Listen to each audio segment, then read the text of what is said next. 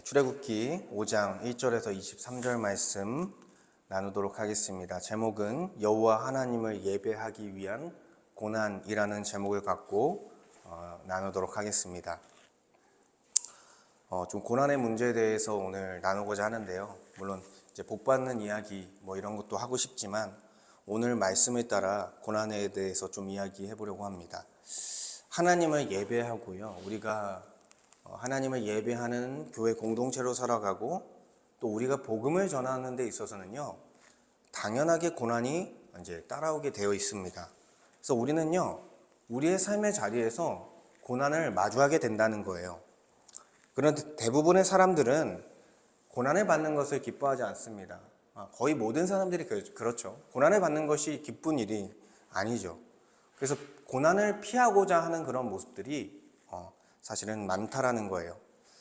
그래서 그런지 우리가 하나님의 말씀을 받을 때요, 하나님의 말씀을 온전히 다 받는 것이 아니라 나에게 유익이 되는 부분, 나에게 자신에게 좋아 보이는 부분만, 그리고 내가 복 받는다는 그런 이야기가 나오는 부분만, 그런 일부분의 부분만을 신뢰하고 받아들이는 경우가 참 많다라는 것입니다. 그러니까 하나님의 말씀을 선택적으로 받아들이게 된다는 것이죠. 근데 하나님의 말씀을 선택적으로 내가 좋아하는 말씀만을 받아들이게 됐을 때 우리에게 어떤 일이 닥치게 되냐면 고난과 시련이 우리에게 왔을 때 우리는 큰 번민과 슬픔에 빠질 수밖에 없다라는 거예요. 왜냐하면 하나님의 모든 말씀을 붙잡은 것이 아니라 내게 좋아 보이는 말씀만을 붙잡았기 때문입니다.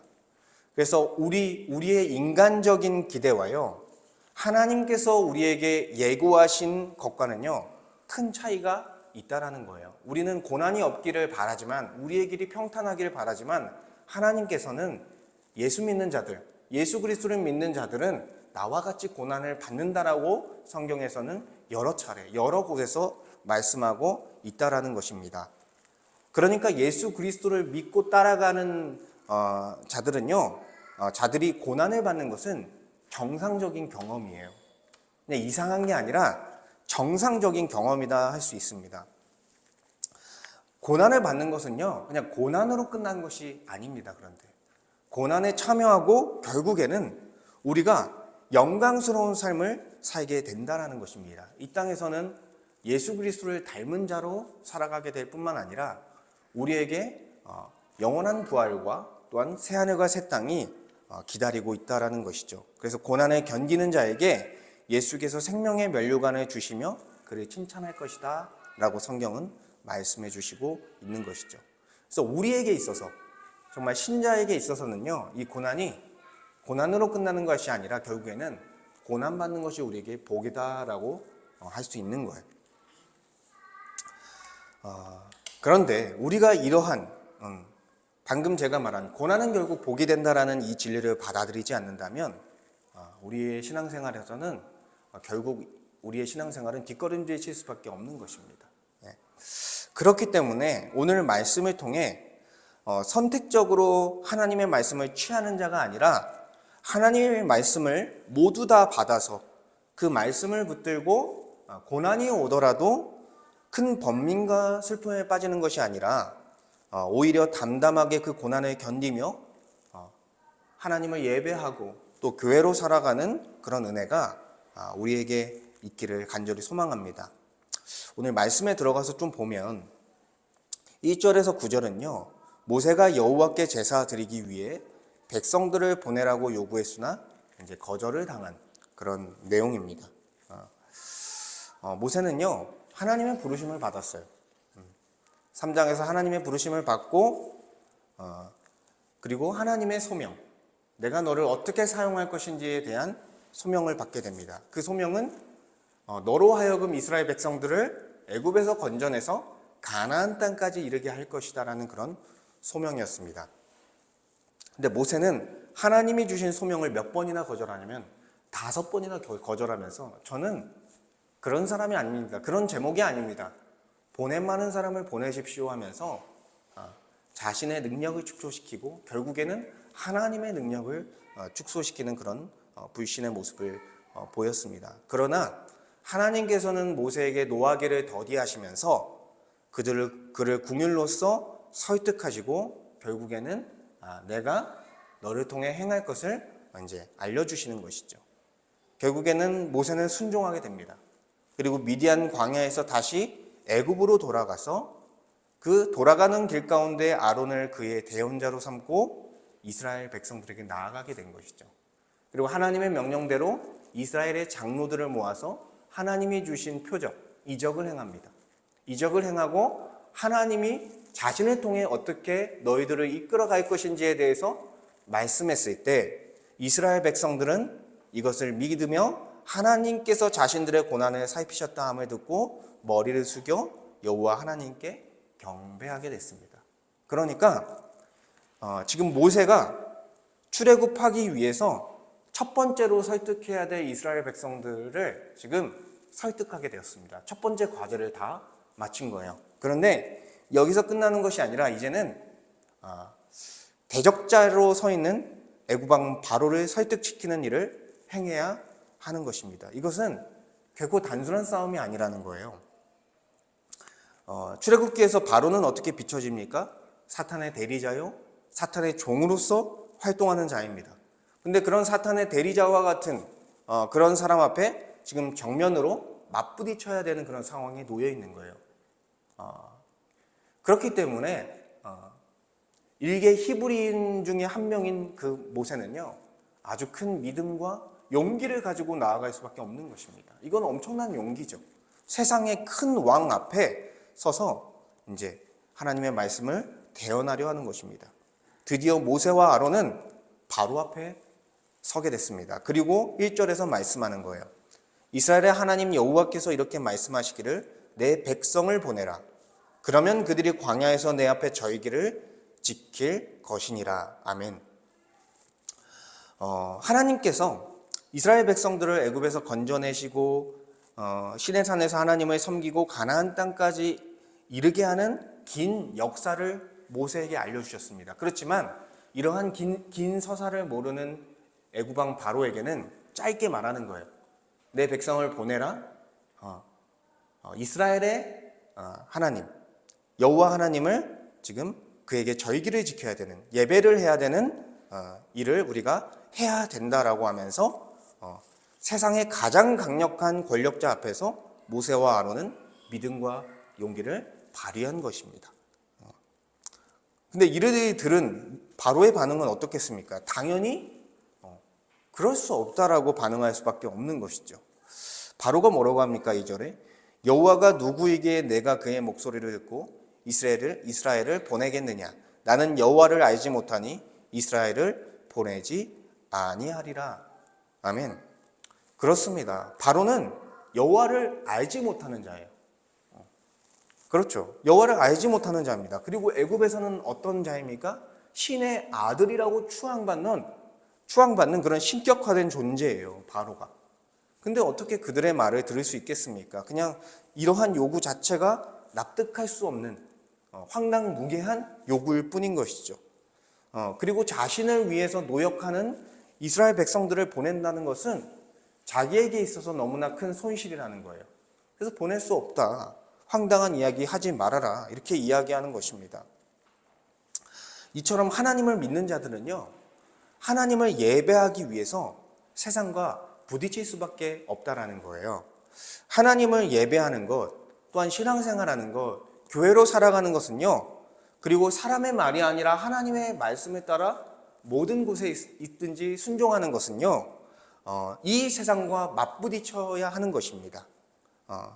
모세와 아론이 믿음과 용기를 통해서 행한 것처럼 사실 우리가 하나님을 예배하기 위해서는 세상과 맞부딪히며 싸워 나가야 되는 지점이 있다는 것이죠. 근데 세상은 어떻습니까?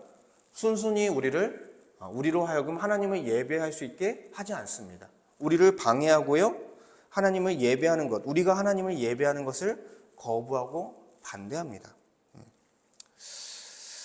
모세와 아론은요, 하나님께서 주신 명령을 따라 큰 차원에서는 잘 순종했습니다. 큰 차원에서는 믿음을 잘 발휘했고요, 큰 용기를 냈습니다. 그러나 안타깝게도 모세와 아론은 하나님이 주신 말씀을 가감해서 전달했습니다. 무슨 말이냐면 하나님의 말씀을 변형해서 빼거나 더하면서 이제 바로에게 하나님의 말씀을 잘못 전달했다라는 거예요.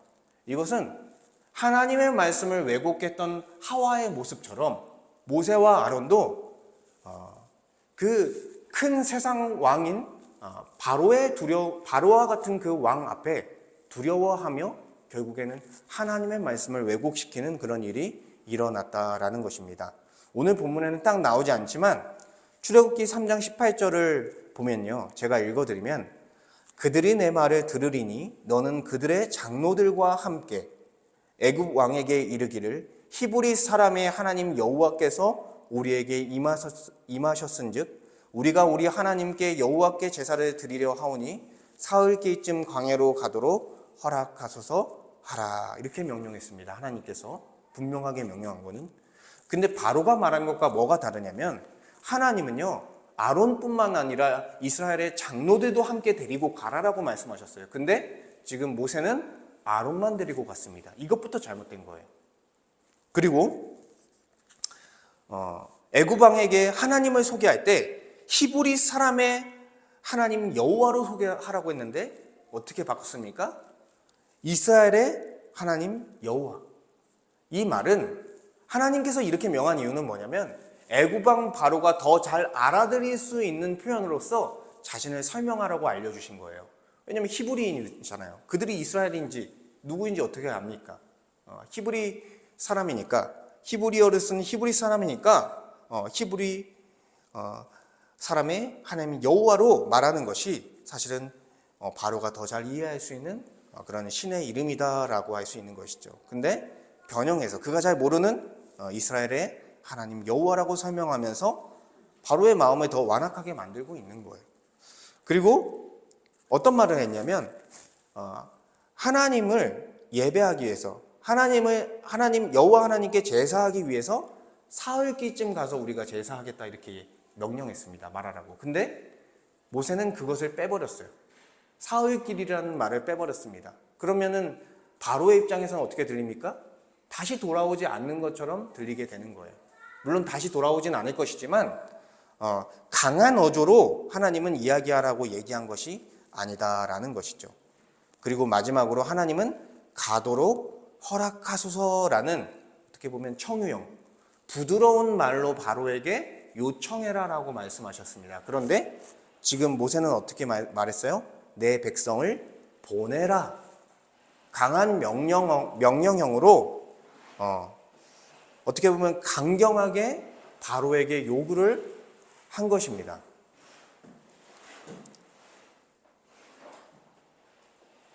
이로 인해서 결국 모세는요, 이스라엘 백성들을 애굽에서 꺼내고자 했던 바로와의 1차 외교에서 완전히 실패해 버린 거예요. 2절에 분노에 찬 바로가 모세의 요구를 거절했습니다.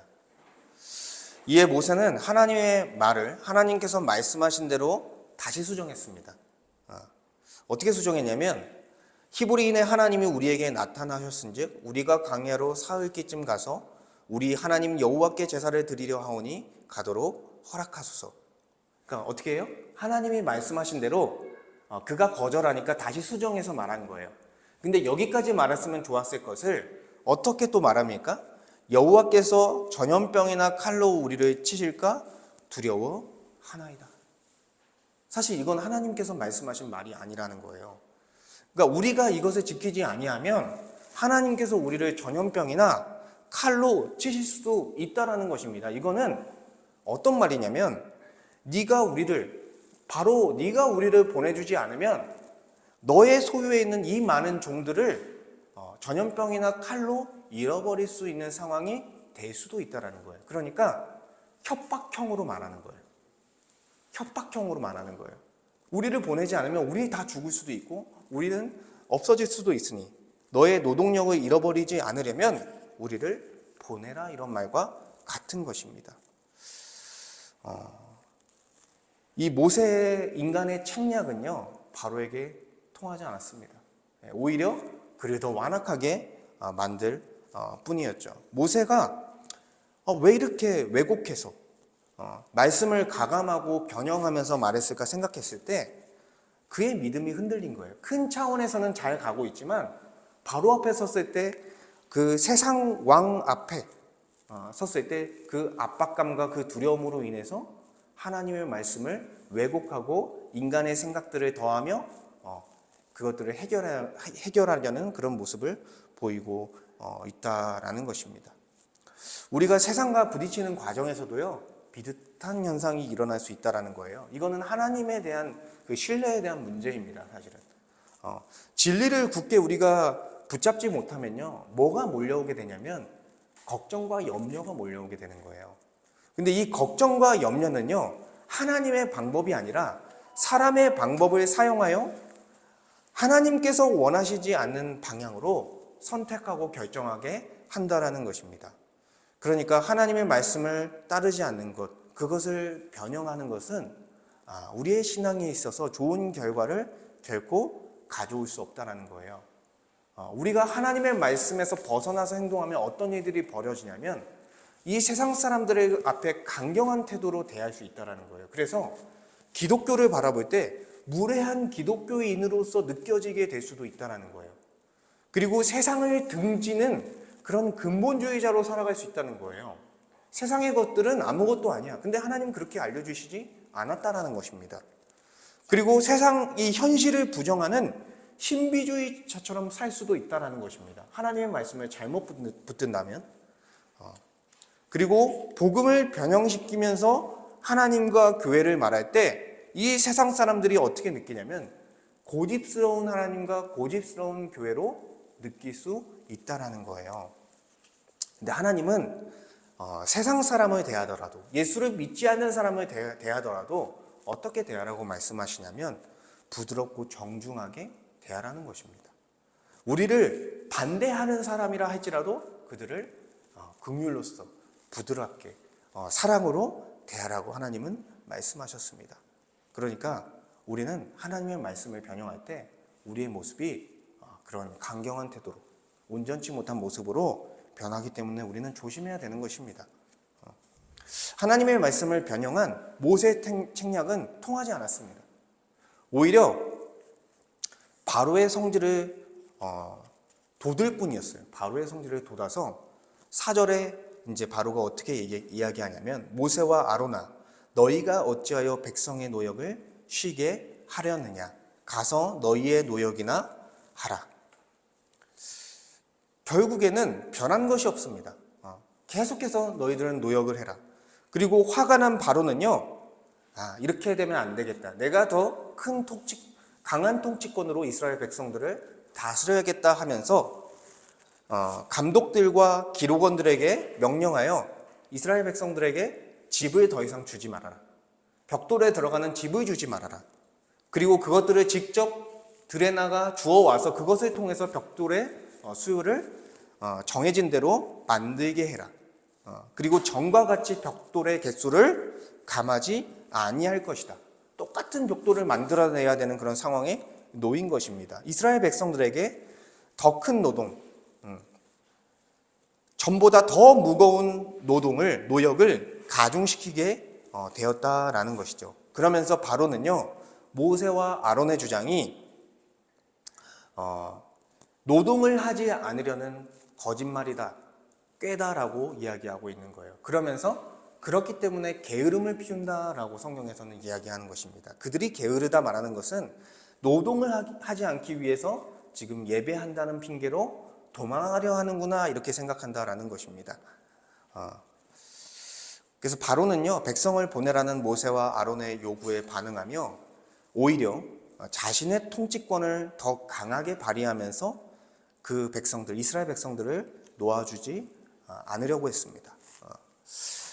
바로와 같은 이 사탄은요, 하나님을 예배하려는 자들을 가만히 놔두지 않는다라는 거예요.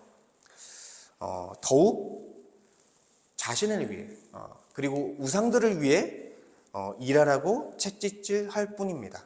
그래서 이 세상 또는 자기 자신을 숭배하라고 말하면서 세상의 부와 또 명예와 또 자기 성공과 그리고 가족을 더 중요하게, 가족 중심주의를 갖게 하고, 또한 개인의 삶을 가장 중요하게 생각하는 개인주의에 빠지도록 거기에 몰두하도록 만들어 버린다는 거예요. 어쨌든 하나님보다 더 중요하게 생각하는 가치가 있으면 하나님을 예배하는 힘이 약해지는 것입니다. 어쩔 수 없는 거예요. 결국에는 자기 영광을 위해, 자기 유익을 위해, 자기가 더 편한 것을 위해 세상 일에 몰두하게 하면서 하나님을 예배하는 자들을 무너뜨리려 한다라는 것입니다. 결국에는 하나님이 아니라 썩어질 피조물을 예배하도록 유혹한다라는 것이죠. 복음서에서도요, 예수께서 하나님 나라가 임했고 회개하고 복음을 믿으라 선포했을 때 이것들을 반대한 사람들이 있습니다. 바로 이 유대인의 지도자들, 바로 서기관과 바리새인들 그리고 장로들은요, 종교적으로 이미 큰 유익을 얻고 있었습니다. 그리고 성전을 통해서 큰 유익을 얻고 있었습니다. 부당한 이익을 취하고 있었습니다. 그렇기 때문에 예수 그리스도의 복음을 받아들이기가 어려웠고, 또한 예수 그리스도를 멸시하고 거부했던 것입니다. 그리고 이들은 무리들을 이제 또 이에 휘말리게 하면서 예수를 따르지 않도록 했고, 결국에는 무리들이 어떻게 했습니까? 예수를 십자가에 못 박으소서, 예수를 십자가에 못 박으소서 하면서 결국에는 사단의 도구로 사용되었던 것이죠. 사탄은요, 계속해서 하나님의 구원 사역을 방해하고 있어요. 물론 하나님을 결코 이길 수 없습니다. 그리고 신자들이 하나님을 예배하는 하나님의 형상으로 살아가는 것을 계속해서 방해합니다. 우리의 구원을 뺏어갈 수는 없지만 우리를 계속 무너뜨리려 한다라는 것이죠. 가정에서요, 직장에서요, 그리고 내 주변에 있는 친한 지인들이요, 이렇게 말을 합니다. 꼭 교회 가야 돼? 꼭 예배 드려야 돼? 꼭 교회 가야 하나님을 예배하는 거야? 너를 위해 가정, 네가 가진 가정과 네가 가진 커리어들을 좀 더 신경 쓰는 게 더 좋지 않을까? 이렇게 이야기하면서 하나님을 예배하는 것보다 이 세상의 것들이 더 우선된다라고 하면서 하나님을 예배하는 것을 방해하고 위협하고 또한 막는 것입니다. 우리는 이러한 상황에 처했을 때 어떻게 반응해야 되냐면, 하나님의 말씀을 가감하지 않고 변형하지 않고 우리가 하나님의 말씀에 따라 어떻게 해야 되냐면 부드럽게 대항해야 돼요. 부드럽게 대항하면서 부드럽게 거절해야 됩니다. 아니, 하나님을 예배하는 게 나의 인생에 가장 중요한 거야. 내가 교회로서 하나님을 예배하는 게 가장 중요한 거야 라고 하면서 부드럽게 거절할 줄 알아야 된다는 것입니다. 우리의 신앙생활은요, 고요해 보이지만 매일매일 사단과의 전투가 있는 것이고, 우리가 예배하는 것은 사단과의 전투에서 승리했기 때문에 지금 이렇게 교회로서 예배하며 나아가고 있는 것이죠. 우리에게 언제나 외부적인 사탄이요, 계속해서 우리의 예배와 우리의 신앙생활, 우리가 교회로 사는 것들을 방해하고 있다는 것을 우리는 알아야 됩니다. 그것을 알고요, 영적인 전투를 각오하며 우리는 이 예배를 지켜나가야 된다는 거예요. 이 예배는요, 하나님께 영광을 올려드리는 이 예배는요, 하나님께서 우리를 구원하신 목적이라는 거예요. 하나님께 예배하는 것이 하나님께서 우리를 구원한 목적이라는 것입니다. 그만큼 중요한 거예요. 두 번째로 10절에서 21절을 보면 이스라엘 백성들은 노역이 심해지자 모세와 아론을 원망합니다. 바로의 명령을 따라서 감독들과 기록원들은 백성들에게 집을 더 이상 주지 않았습니다.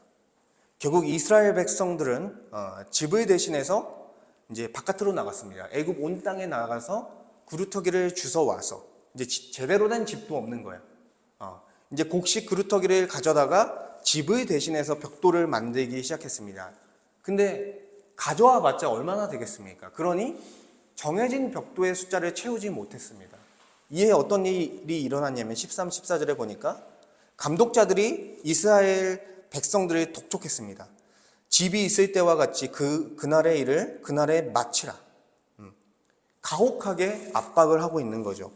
바로의 감독들이 자기들이 세운 바 이스라엘 자손의 기록원들을 때리며 이르되 너희가 어찌하여 어제와 오늘에 만드는 벽돌의 수요를 전과 같이 채우지 아니하였느냐라고 하며 이제 이스라엘 자손들의 기록원, 그러니까 이스라엘 백성들, 노역을 하는 이스라엘 백성들을 통제하는 기록원들을 학대하고 때렸습니다. 그리고 왜 벽돌의 수요를 채우지 못하느냐라고 이들을 어렵게 했다라는 것입니다. 그러니까 이 구조가 어때요? 바로, 또 바로의 감독자들, 그리고 바로의 감독자들 밑에 있는 이스라엘의 기록원들, 그리고 그 밑에 있는 이스라엘 백성들, 아주 수직적인 관계 속에 힘의 원리를 따라서 아주 폭력적으로 그들을 학대하며 다스리고 있는 그런 모습을 보여주고 있는 것입니다. 이게 세상의 모습이에요. 세상의 모습이 이렇다라는 거예요. 수직적으로 힘이 있는 사람이 힘이 약한 사람을 학대하고 다스리는 모습이 바로 세상의 모습이다. 그래서 우리가 신자로서 신앙생활하며 세상 속에 살아갈 때 어려움을 많이 당할 수 있습니다. 희망이 보이지 않을 수도 있습니다. 썩 좋은 환경이 아닐 때가 사실 많습니다. 그리고 이스라엘 백성들에게 벽돌을 독촉하는 것처럼 세상은 우리를 독촉할 수도 있습니다. 참 어려움이 있다라는 거예요, 우리에게도. 그래서 이스라엘의 기록원들은요, 이러한 고통을 당하는 이스라엘의 기록원들은 바로를 찾아갑니다. 왕에게 찾아갑니다. 그리고 15절과 16절로 바로에게 호소하는 거예요. 왕은 어찌하여 당신의 종들에게 이같이 하시나이까? 당신의 종들에게 집을 주지 아니하고 그들이 우리에게 벽돌을 만들라 하나이다. 당신의 종들이 매를 맞사오니 이는 당신의 백성의 죄니이다. 아멘. 이건 무슨 말이에요? 우리가 아무리 당신의 종이라 할지라도 이거는 너무나 부당한 건 아닙니까? 집을 주지 않으면서 어떻게 벽돌의 수요를 채울 수 있겠습니까? 이렇게 우리를 때리면서 벽돌의 수요를 채우라는 당신의 백성이 잘못된 일, 부당한 일을 지금 하고 있는 것입니다. 이렇게 말하는 것과 같은 거예요. 결국에는 뭐예요? 바로 당신이 지금 부당한 일을, 잘못된 일을 행하고 있는 것입니다. 라고 이렇게 호소하고 있다라는 것이죠. 근데 이 말을 들은 바로가 어떻게 반응하냐면 너희는 게으르다 게으르다. 17절 18절에 그러므로 너희가 이르기를 우리가 가서 여호와께 제사를 드리자 하는도다. 이제 가서 일하라. 집은 너희에게 주지 않을지라도 벽돌은 너희가 수량대로 바칠지니라. 어떤 조건이 바뀌지 않았어요. 계속해서 그 조건을 유지하면서 벽돌의 숫자대로 채워라. 결코 감할 수 없다라는 것입니다. 우리도요, 우리가 교회로 살아가는 것, 그리고 우리가 신앙생활을 한다는 이유로요, 부당한 대우를 당할 수 있다는 거예요. 그래서 우리도 이 세상 사람들에게 좀 그렇게 부당하게 대하는 것을 좀 중단해 주십시오. 이렇게 우리가 요청할 때 세상은 어떻게 합니까? 더 냉정하게, 더 가혹하게 우리를 거절할 때가 많다라는 것이죠. 그러니까 신앙생활이요, 쉽지 않다라는 거예요. 신앙을 지키며 나아가는 것이 만만치 않은 일이다라는 것입니다. 벽돌을 19절에 벽돌을 조금도 감하지 못하리라 함을들은 이스라엘의 기록원들은요, 화가 몸에 미친 줄을 알았다. 요거를 이제 다른 번역본으로 해석하면 우리가 이제 공경에 빠진 줄 알게 됐다라는 말이에요. 이제는 더 이상 희망이 없구나. 더 어려운 생활을 하게 됐구나. 이렇게 생각한 것입니다. 그리고 바로의 궁에서 빠져나오면서 누구를 만나게 되냐면 바로 모세와 아론을 만나게 됩니다. 그리고 그들의 분노는 이제 아주 터지게 된 것입니다. 21절과 21절에 이제 그들의 분노를 터뜨리고 있습니다. 너희가 우리를 바로의 눈과 그의 신하의 눈에 미운 것이 되게 하고 그들의 손에 칼을 쥐어 우리를 죽이게 하는도다. 여호와는 너희를 살피시고 판단하기를 원하노라. 아멘. 자신들이 세상의 왕, 바로의 왕에게 미운 것이 되고 칼의 위협을 받게 된 것은 다 누구 때문이다? 모세, 아론, 너희들 때문이다. 그렇기 때문에 여호와 하나님이 너희들을 판단하기를 원한다.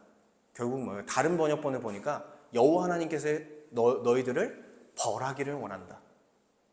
모세와 아론은 얼마나 억울하겠습니까? 이스라엘 백성들을 건져내기 위해서 바로 앞에 찾아가서 큰 용기와 큰 믿음으로 죽음을 각오하고 나아갔던 사람들이 모세와 아론이에요. 근데 이스라엘 백성들은 자기들이 당하는 고난으로 인해서 지도자 모세 그리고 아론을 지금 원망하고 있는 것입니다.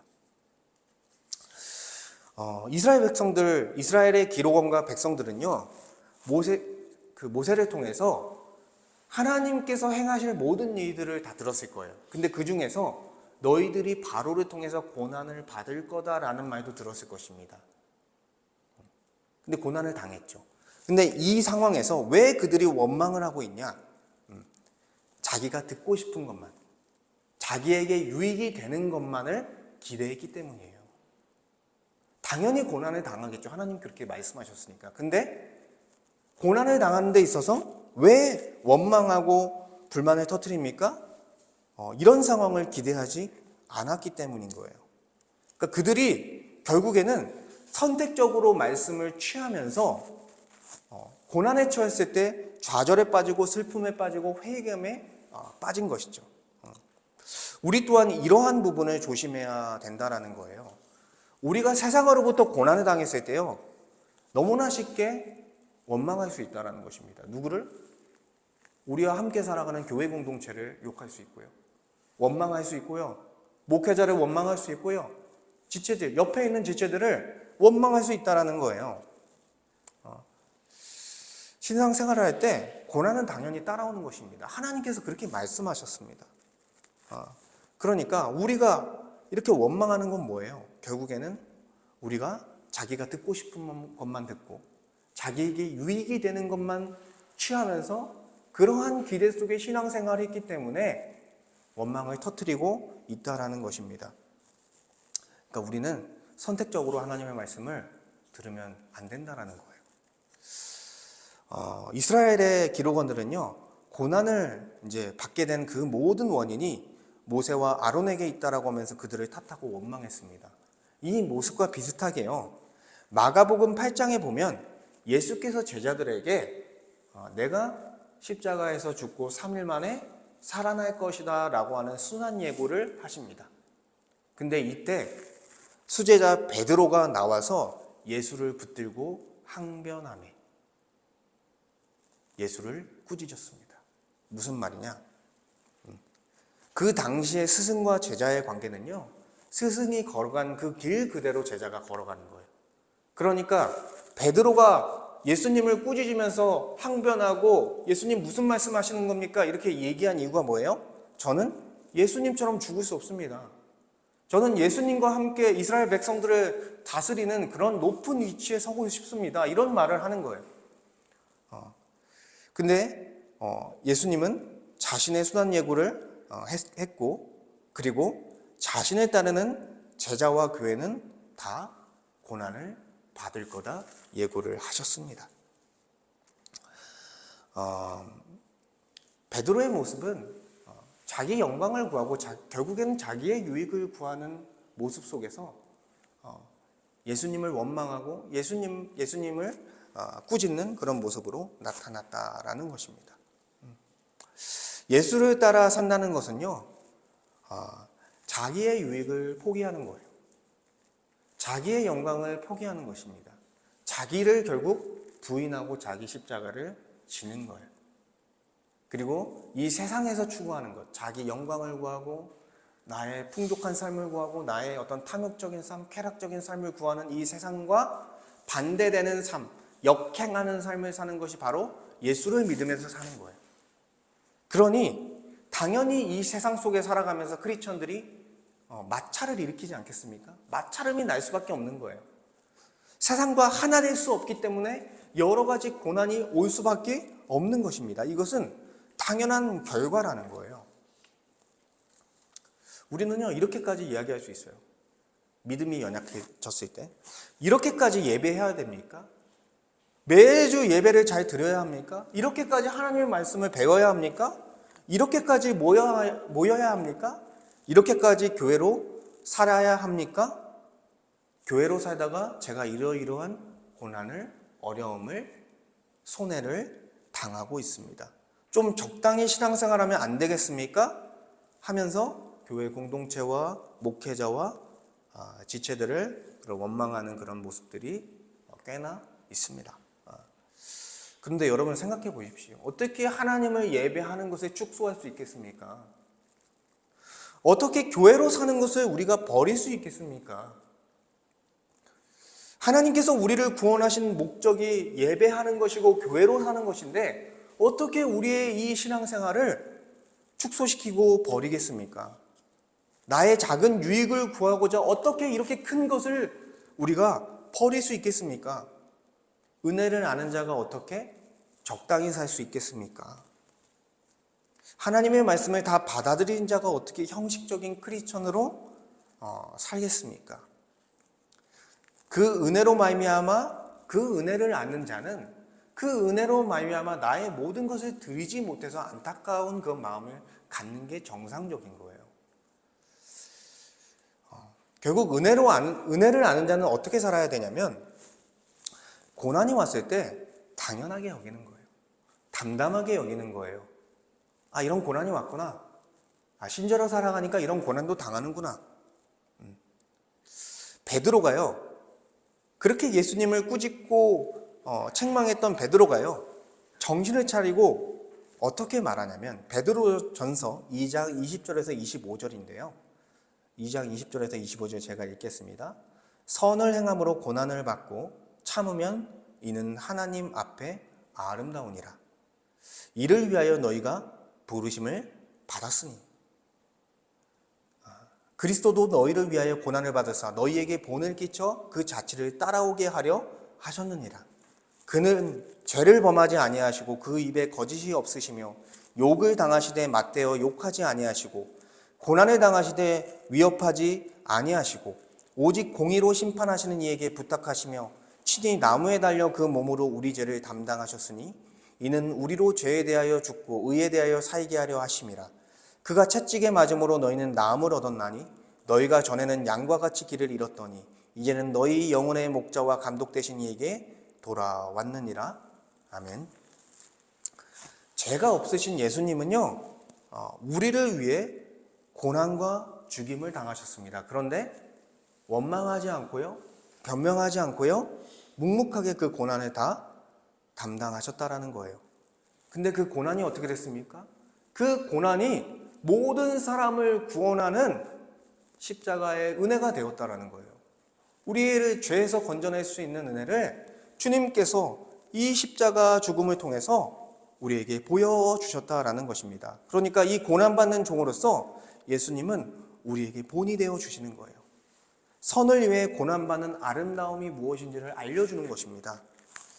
그러니 우리도요, 어리석어서 서로를 원망했던 그런 모습들을 우리는 버려야 됩니다. 그리고 그리스도의 고난에 참여하고 영광스럽고 아름답게 우리는 고난을 받아야 된다는 거예요. 베드로는 또 베드로전서 4장 13절에 이렇게 말씀합니다. 너희가 그리스도의 고난에 참여하는 것으로 즐거워하라. 이는 그의 영광을 나타나실 때에 너희로 즐거워하고 기뻐하게 하려 함이라. 예수님께서는요, 자신의 고난에 참여하는 자들이 즐거워하고 기뻐하라고 명령하셨습니다. 우리가 고난을 당하지만 결국 고난으로 끝나지 않는다는 거예요. 우리가 고난당함을 통해서 결국 우리가 부활 생명이 있다는 것이 증명되는 거예요. 그리고 우리가 고난당함을 통해서 하나님 앞에 영광을 올려드리게 되는 것이고 우리는 결국 영생을 얻게 된다는 것입니다. 그리고 우리의 고난당함을 통해서 누군가 복음을 듣고 복음을 영접하며 주께로 돌아오는 역사가 일어난다는 것을 우리는 확신해야 된다는 거예요. 예수께서 그렇게 하신 것처럼 우리가 고난당함을 통해서도 그러한 역사가 일어난다라는 것이죠. 그리고 세 번째 22절에서 23절, 모세는 하나님을 원망하며 고난의 슬픔을 토로합니다. 이스라엘의 기록원들의 원망을 들은 모세는요, 깊은 절망에 빠지게 됐습니다. 영적으로 완전히 침체되어 버렸습니다. 그리고 22절에 하나님을 원망하는 말을 하는 거예요. 모세가 여호와께 돌아와서 아뢰되 주여 어찌하여 이 백성이 학대를 당하게 하셨나이까? 어찌하여 나를 보내셨나이까? 지금 어떻게 하고 있는 거예요? 하나님, 왜 하나님의 백성들을 학대하고 계십니까? 그리고 왜 저를 여기에 보내셔서 그 학대하는 모습을 보게 하며 원망하는 말을 듣게 하며 왜 저를 이렇게 괴롭게 하십니까? 근데 모세도 알고 있어요. 이거는 하나님께서 이미 말씀하신 대로 되고 있는 거지 잘못되어지는 게 아닌 거예요. 근데 지금 모세는 어떤 거예요? 하나님께서 구원하신 것을 알면서도 앞에 있는 고난이 너무나 크니까 그 고난에 매몰되어져서 영적으로 완전히 무너진 그런 모습을 보이고 있는 것입니다. 고난의 상황에서 즐거워하기가 힘들다라는 것이죠. 고난의 상황에서 이러한 모세처럼 이러한 연약함이 우리 또한 많이 이제 드러날 수 있다라는 것입니다. 모세는 또다시 하나님을 원망합니다. 23절에 내가 바로에게 들어가서 주의 이름으로 말한 후로부터 그가 이 백성을 더 학대하며 주께서도 주의 백성을 구원하지 아니하시나이다. 하나님께서 구원을 약속하셨으면서 백성들이 학대당하는 그 모습을 보고 그들을 구원하지 않는다고 지금 떼를 쓰고 있는 거예요. 모세가 지금 하나님의 계획을 모르는 것이 아닙니다.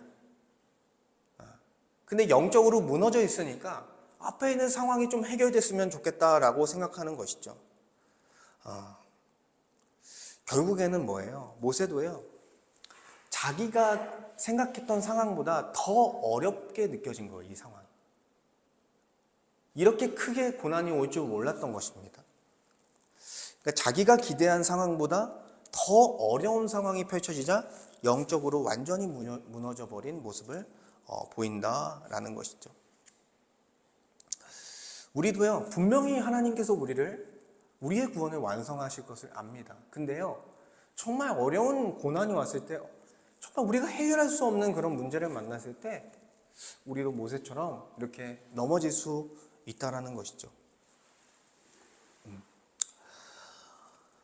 모세는요, 하나님께서 예고하신 것을 받아들이지 못했고 그것을 붙들지 못했고 하나님께서 구원하실 것을 확신하며 그것을 통해서 이 고난들을 잘 넘기지 못했고 오히려 하나님을 원망했습니다.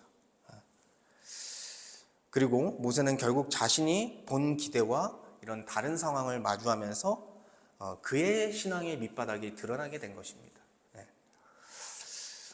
인간의 모습으로 오신 그 예수님도요, 고난 앞에서는 그렇게 그의 감정이 자유롭지 못했습니다.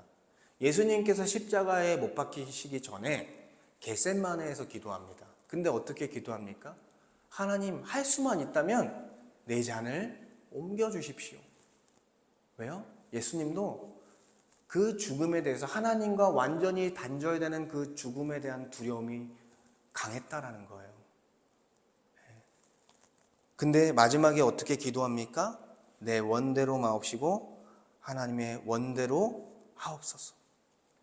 근데 예수님이 모세와 다른 건 뭐예요? 내 원대로 마옵시고 하나님의 원대로 행하여 주시옵소서. 이렇게 기도를 마치시고 곧바로 잡힙니다. 군사들에게 잡혀서 이제 십자가의 못박으로 끌려가게 되시는 거예요. 이 고난 속에 예수님은 결단하게 된 것입니다. 하나님의 뜻을 알고 묵묵하게 그 고난을 받아들이시는 모습을 보여주신 거예요. 그게 우리에게 십자가 은혜가 된 거예요.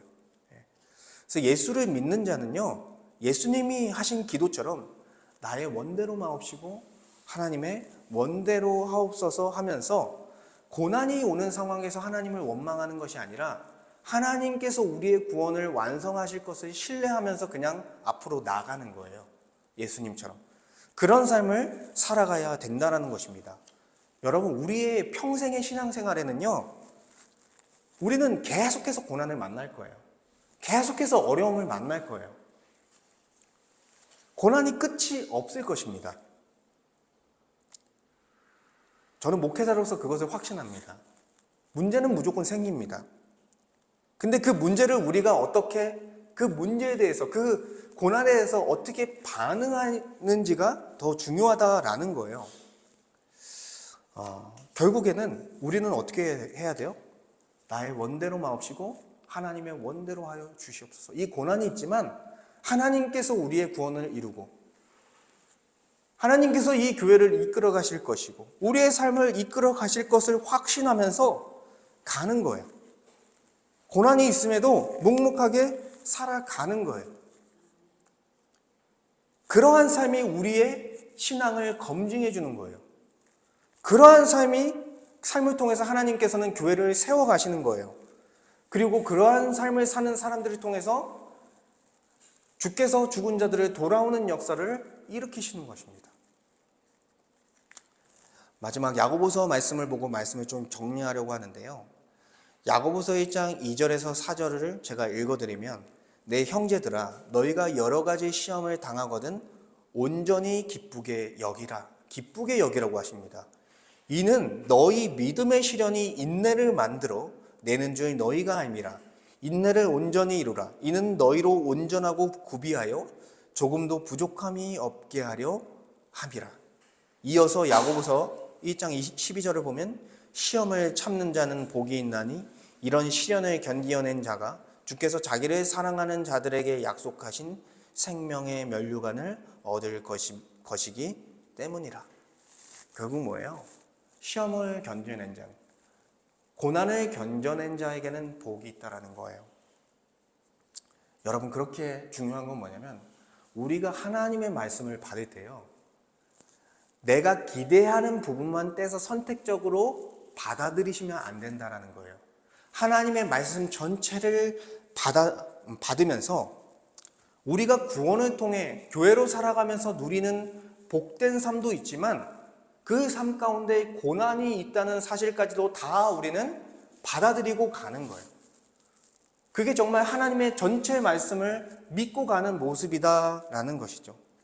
계속해서 사단은 우리를 유혹할 것이고요, 넘어뜨리려 할 것이고요, 그리고 우리 안에 그 어리석음으로 인한 그런 고난들이 나타날 것이고, 그리고 세상의 풍조는 우리를 계속해서 유혹하고 고난의 덫에 빠뜨릴 것입니다. 그래서 우리는요, 성경에 있는 그대로 다 받아들이는 거예요. 우리에게 복된 삶도 있지만 고난이 있구나. 예수께서 받으셨던 그 고난처럼 우리에게도 그런 고난이 있구나. 그런 것을 알고 나가는 것입니다. 근데 무엇을 확신하면서? 예수 그리스도를 따라 결국에는 우리는 고난 후에 영광을 받을 것이다. 영광스러운 부활을 할 것이고 우리의 구원이 완성될 것이다.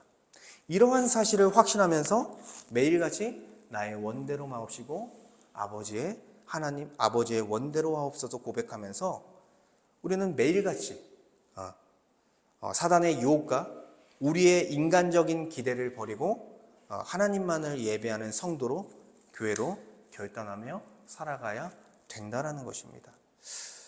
다 같이 영광스러운 고난의 길을 걸어가시기를 소원합니다. 그리고 결국 하나님께서 예수 그리스도를 통해서 우리에게 주실 생명의 면류관을 받아 칭찬을 받는 그러한 신실한 백성이 되기를 소망합니다. 우리 함께 기도하기 원합니다. 하나님, 우리가 정말 연약하여 하나님의 말씀을 다 받아들이지 못하고 내가 원하는 말씀만, 내게 유익이 되는 말씀만 취하여 그렇게 살아왔던 모습들이 있습니다.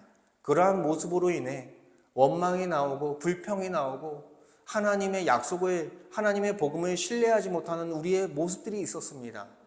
그렇지만 하나님께서 말씀하신 그 말씀 그대로를 신뢰하게 하여 주시옵소서.